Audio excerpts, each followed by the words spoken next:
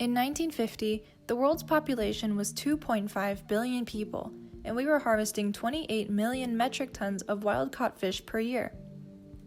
Since then, our global population has nearly tripled, while our fishing has almost quadrupled. The oceans are an interconnected system. The fish we eat travel through many habitats to reach our dinner plates. Ecosystems depend on healthy populations of predator and prey, and they depend upon the health of the habitats in which they live.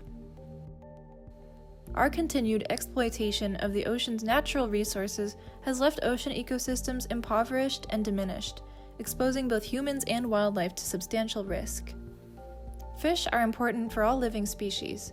They keep the oceans balanced and provide a food source for millions of other species, including seabirds, sea turtles, marine mammals, and more. Another way fish serve the planet is through their excrement and decomposition. This feeds phytoplankton, which is responsible for creating most of the oxygen that we breathe. Humans are responsible for threatening the future of fish. Overfishing is a serious global problem that threatens creatures and marine habitats around the world. Most fish are caught by bottom trawling, which is when a net is swept across the ocean floor to catch a target species.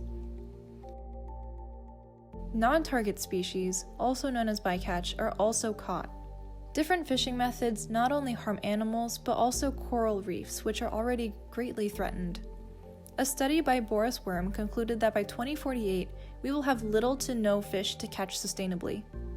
1/3 of freshwater fish species today are at risk of extinction because they are overfished or have an insufficient population to reproduce. Once all the wild-caught fish are gone, we would only be able to eat farmed fish.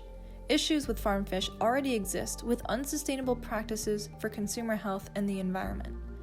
Farmed fish are more likely to contain diseases and are pumped with medicines that eventually end up in the stomachs of humans. This would also severely harm people who depend on fishing for a living. Around 90% of the commercial fishers around the world are small-scale fishers, and fishing acts as an economic and cultural backbone of many coastal communities. Centuries of generational fishing would come to an end.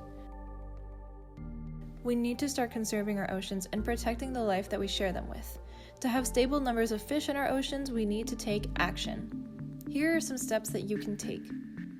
Look into the red list of fish species.